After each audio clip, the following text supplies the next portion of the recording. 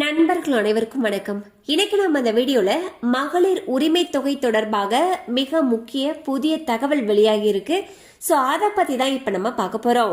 தமிழக அரசின் மகளிர் உரிமை தொகை திட்டம் தொடர்பான புதிய வழிகாட்டுதல்கள் தற்பொழுது வெளியாகியுள்ளன. அதன்படி அரசு வழங்கக்கூடிய பல்வேறு சமூக நலத்திட்டங்களுக்கு இடையே வெளிப்படைத்தன்மையை உறுதி செய்யும் வகையில் ஒரு முக்கிய கட்டுப்பாடு விதிக்கப்பட்டுள்ளது.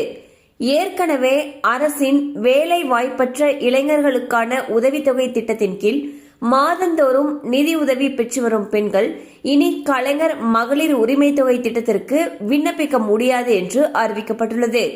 தகுதியுள்ள பயனாளிகள் ஒரே நேரத்தில் 2 வெவ்வேறான வாழ்வாதார உதவித்தொகைகளை பெறுவதை தவிர்க்கவே இந்த நடவடிக்கை எடுக்கப்பட்டிருப்பதாக தெரிகிறது. மேலும் ரேஷன் அட்டை வைத்திருக்கக்கூடிய ஏழை மற்றும் நடுத்தர குடும்ப பெண்கள் இந்த 2 திட்டங்களில் தங்களுக்கு எது அதிக பயனுள்ளதாக இருக்குமோ அதில் ஏதேனும் ஒன்றை மட்டுமே தேர்வு செய்ய முடியும். ஏற்கனவே வேலை வாய்ப்பு அலுவலகம் மூலம் உதவித்தொகை பெற்று வரும் பெண்கள் உரிமை தொகை திட்டத்திற்கு விண்ணப்பிக்கும் முன் இந்த விதிமுறையை கவனத்தில் கொள்வது அவசியம்.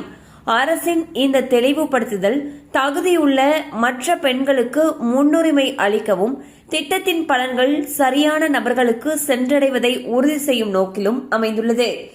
ஸோ பாத்தீங்கன்னா மகளிர் உரிமை தொகை திட்டம் அப்படிங்கிறது பெரும்பாலான பெண்களுக்கு ஒரு மிகப்பெரிய உதவி திட்டமாகவே கருதப்படுது. இந்நிலையில் அரசு ஒரு புதிய வழிகாட்டு நெறிமுறையை அறிவிச்சிருக்காங்க. அதுல என்ன சொல்லியிருக்காங்கன்னா, நம்ம வேலை வாய்ப்பு அலுவலகம் மூலமாக அந்த வேலை வாய்ப்பு இல்லாத பெண்களுக்கு வரக்கூடிய உதவித்தொகை யார் யாரெல்லாம் வாங்கிட்டு இருக்காங்களோ அவங்க மகளிர் உரிமை தொகையை பெற முடியாது, அல்லது அவங்க தேர்வு செஞ்சுக்கலாம். அதாவது மகளிர் உரிமை தொகை திட்டத்தின் மூலமாக வரக்கூடிய இந்த தொகை வேணுமா, இல்ல வேலை வாய்ப்பு அலுவலகம் மூலமா வரக்கூடிய உதவித்தொகை வேணுமா அப்படிங்கறத அவங்க தீர்மானிச்சு, அதாவது ஒரு திட்டத்தின் மூலமாக தான் பயன்பெற முடியும்னு சொல்லியிருக்காங்க.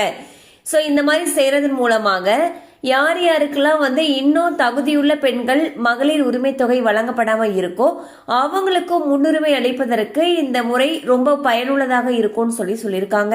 கண்டிப்பா இந்த அப்டேட் உங்களுக்கு பயனுள்ளதா இருந்திருக்கும் நம்புறோம். மேலும் இது போல அப்டேட்ஸ் உங்களை உடனே ரீச் ஆகணும்னு நினைச்சீங்கன்னா நம்ம சேனலோட தொடர்ந்து இணைந்திருங்கள். தேங்க்யூ ஃபார் வாட்சிங்.